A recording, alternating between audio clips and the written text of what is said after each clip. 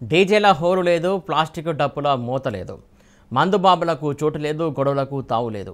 అవును, వినాయక ప్రతిభను ప్రతిష్ఠించిన నాటి నుండి ఎంత పవిత్రంగా కొలిచారో అంతే పవిత్రంగా గణనాథుడికి వీడ్కోలు పలికారు.